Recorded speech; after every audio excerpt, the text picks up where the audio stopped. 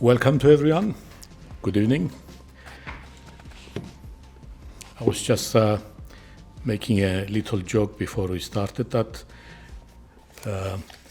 using the ethnomethodological approach in the social sciences, we should pronounce the photographers the most important people because they're the freer. They can move around while we have to wait to start. And I, as the guest representing the guest organization, Politeia, I want to introduce this by reflecting on the importance of why would Politeia, an NGO which deals mainly with citizens and their rights, why would it care about the subjects such as the veto of the Security Council, a very impersonal, distant organization? And I want to claim that precisely because it's not very distant, it may be distant in terms of geography, it's very far away, it's headquarters, but it impacts on our lives. If we were Palestinians today, we would really care about the veto of the Americans, not allowing the boycotting of Israel or its policies, let's say, and the killing of so many people in the Gaza. Cypriots don't want one of the members of the Security Council all of a sudden not to renew the mandate of UNFICYP in Cyprus, because immediately we'll be left with a problem in the dead zone and everything will come upside down. So we do care a lot about what this body decides at the other end of the world. Yet it wasn't always like that. Just a century ago, citizens wouldn't have a say. It was the leaders, the kings, the emperors who would decide about wars and peace and the terms of these. Citizens didn't have a say. They were expected to fight in wars, but they were not expected to have a say as to whether to start a war or to finish a war and the terms of these. Nowadays we do, especially in the 20th century, as things started gradually to change. And they changed. Why? After the two major devastating wars of the 20th century, the First World War, leading to the creation of the League of Nations, a very similar organization to the United Nations, but yet at that stage, for the first time, we had the creation of a body that tried to bring together the states, not of the world yet, but of Europe mainly at that stage, because Europe was the world. We didn't know much about the remaining of the world, and most of the wars were happening in Europe anyway. So some enlightened Europeans like Kant, Immanuel Kant, for example, had started thinking about how to put an end to these wars. And he had suggested the idea of a world federation, or in today's terms, a world confederation, in which all the states would come together, delegate some power to a center, so as to keep some kind of order and peace in the world. It didn't work very well.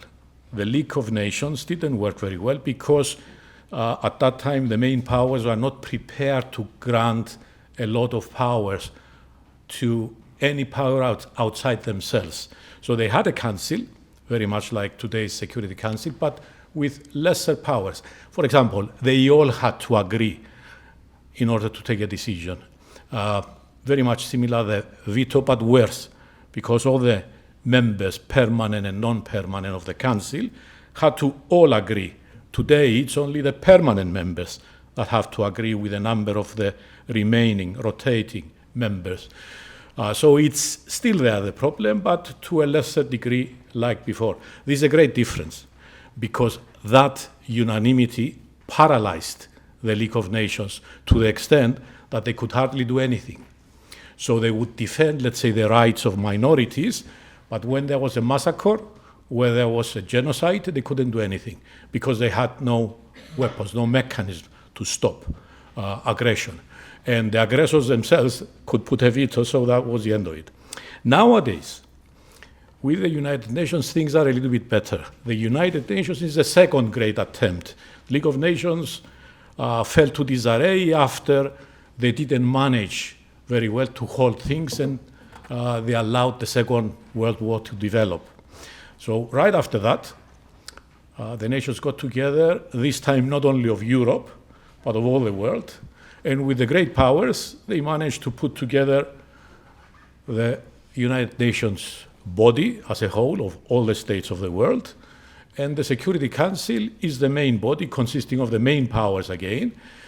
But now they've got a larger mandate, whereas before the League of Nations couldn't intervene militarily. There was no provision whatsoever. Nowadays, there are provisions, and if the Security Council agrees, their policies may become law and be somehow enforced. The United Nations, as we all know, don't have their own army, but yet they can call up other states to create a common army, as they did in Korea, for example, and as they did in some other cases where, for humanitarian reasons, they had to intervene. So where are we today? Today, the main problem is that we are looking at the main powers and we are seeing how negligent they are about their duties, using their own interests as particular countries or in defending their friends. Yeah? So we see that they unethically use their power, and we want somehow to curtail that power. And that's what the film will explain tonight.